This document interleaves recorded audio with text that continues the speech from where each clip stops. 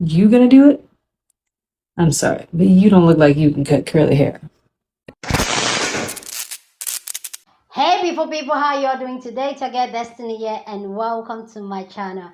If this is the first time you're seeing my face, hello, hi, welcome, like you're welcome to the family. So on this channel, what we do, we literally talk about real life issues and get people response from TikTok, what they say about some of these real life issues. Like if you're the type that like societal common issues that are being talked about on a daily basis and you want to join in the conversation, that this channel is for you. You want to subscribe, you want to put on the notification so you catch up on what is happening on the conversation. Okay, so anyway guys, today's video we're going to talk about a hairdresser that was called out, and this story is really messy and I'd like to hear your thoughts on it. So what happened is that there's this hairdresser on TikTok who went ahead on TikTok to make like a sapphire skit on coily hair, indirectly black hair. So this kid she didn't sit well with the black community and the black community called her out on it. Anyway guys, see the skit and then we'll talk. Hi there. Welcome to Green Screen Salon. How can we help you? Yeah, do you have anyone here that can cut curly hair? I'm sorry. No? What did she say? Curly hair? What is that? Oh, I think that's like an Olympic sport where they like scrub the ice and then like push it up. Oh no, guys, I think she wants to purchase a curling iron. I'm not sure I know what you mean. You said curly hair. Do you have anyone here that can do curly hair? I can do your hair. You. Yeah. Huh. You gonna do it? I'm sorry, but you don't look like you can cut curly hair. Why?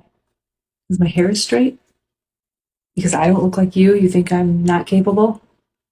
Well, before you judge this book by its cover, you should know that I spend all of my free time reading books, watching videos, going to classes, practicing with everyone who will let me because I pride myself on making sure that I can not only take, but I can slay every type of hair that walks through that door. And that includes curly hair. I have one slot open today in an hour, and if you want it, it's yours. But if you still don't trust me, that's okay, because someone's going to fill that slot. They always do. You're all right. I like your passion. See you in an hour. I'm looking forward to it. And hey, I have a friend that has curly hair. Okay, guys, quick, Google it. How do you do curly hair? So that was the skit, and guess what, guys? She has taken it down. So people had a lot to say about it, and this is what some people said about it. Do you have anyone here that can cut curly hair? So first things first, I want to just immediately right off the bat say that Stylist did not know how to do curly hair. She had no clue what the fuck she was doing. She said so herself, and it did not end well. Second, I want to say that that t-shirt she was wearing was beyond inappropriate, especially for this skit. Like, that was just egregious. And third, I want to note that accent, that, like, obvious little accent that she put on to let us know what the race of the woman with the curly hair is supposed to be. That, again, that was another very unnecessary thing that she felt she needed to do for this story. But my final thoughts on this was, I don't know what she planned for this story to be. I don't know if she thought this was going to be a feel-good story.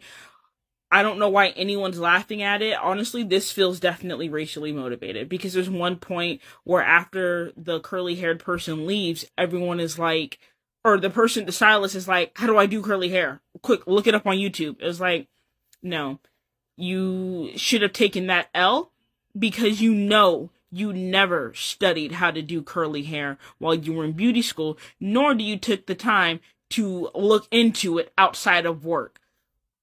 You never thought of doing curly hair, you never will, and you ruined that woman's hair. You gave her an awful experience.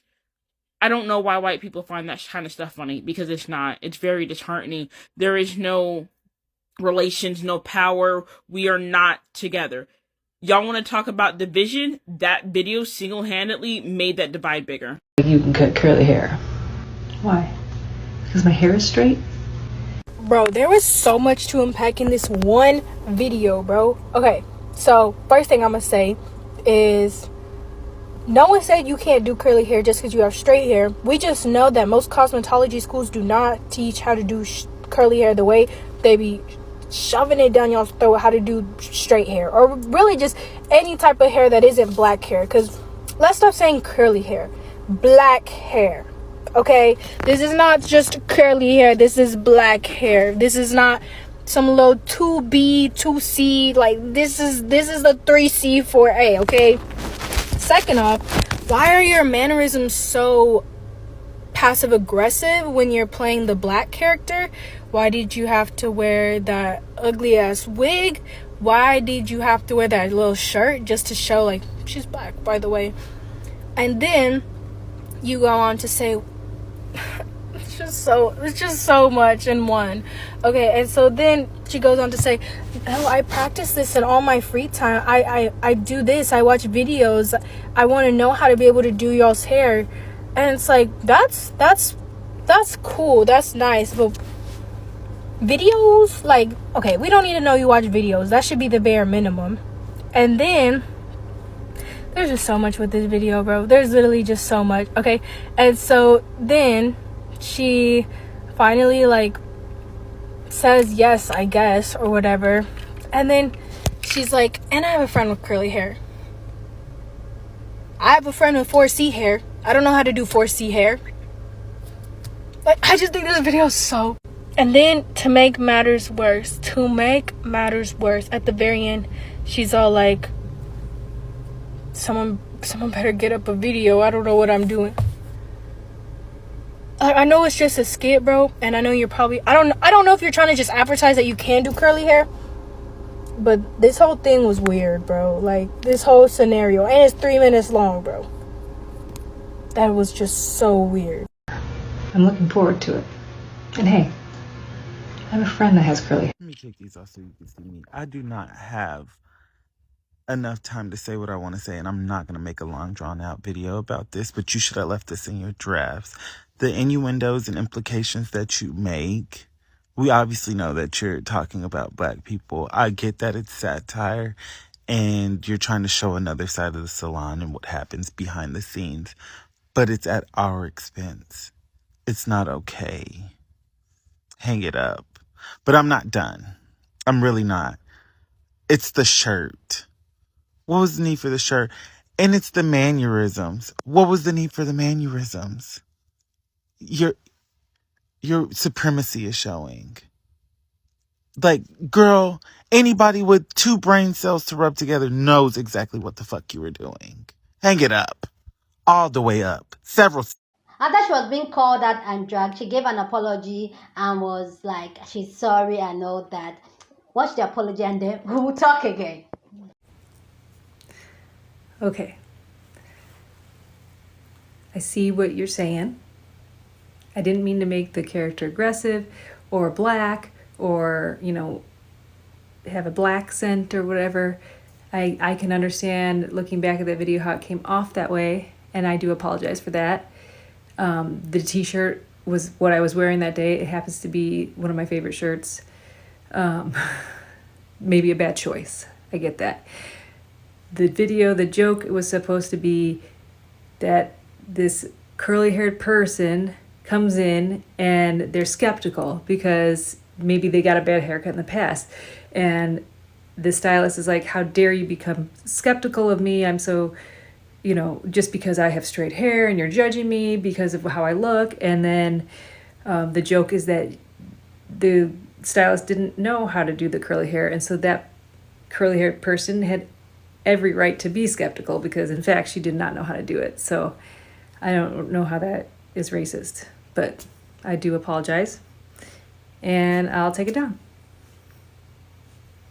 I don't want to offend anybody. I don't want to, you know, I have no problem with anybody in my chair. I do every color, every type, every race, every sex, every gender. So I apologize.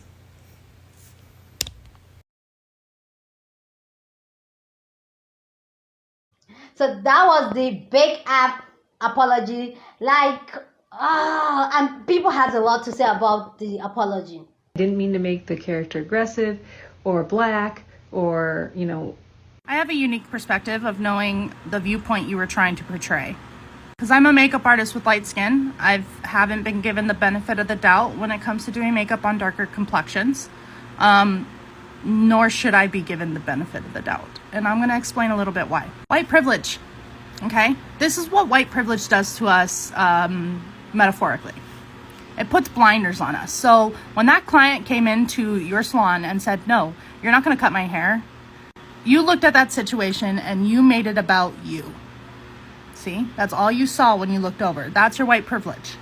If I were to walk into your salon and you were to say, oh, hey, I'm going to cut your hair, I would say, is there anyone else? Because your hair texture don't look like mine. Too many times I've had to overly pay for haircuts I was unhappy with because the hairstylist didn't understand what the hell they were doing to my hair. So now let's talk about when I wasn't given the benefit of the doubt as a makeup artist. When I wanted to become a makeup artist, I immediately enlisted into esthetician school because I wanted to learn how to do makeup on all shades of skin. And at the school that I went to, I saw that in the curriculum, they had a section to do makeup on darker skin tones. It was literally the motive behind me signing up for esthetician school. I get in, my teachers don't know what the hell they're talking about when it comes to doing makeup, like at all. I ended up leading the class with makeup demonstrations instead of learning in the class. True that, ask my esthetician classmates. So I paid all that curriculum for nothing. I start working in the makeup industry, and I made sure to work for a brand that had an inclusive shade range.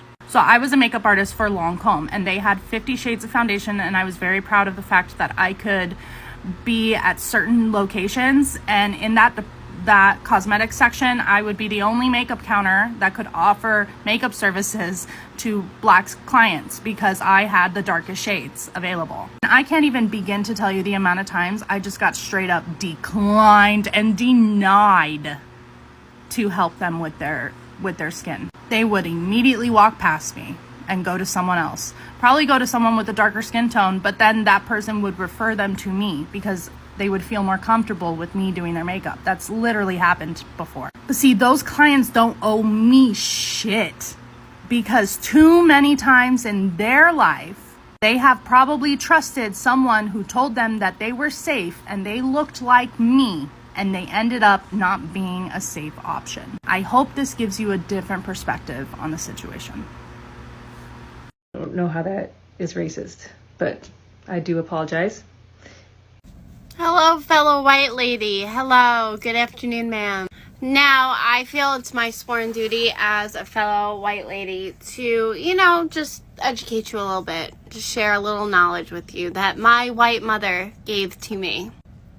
Now, this is probably one of the only solid pieces of advice that isn't a little bit racist that my mother has given to me, but I'm going to share it with you because it's a good one. You ready? Everything you say after but is bullshit. I'm going to repeat it again. Everything you say after but is bullshit.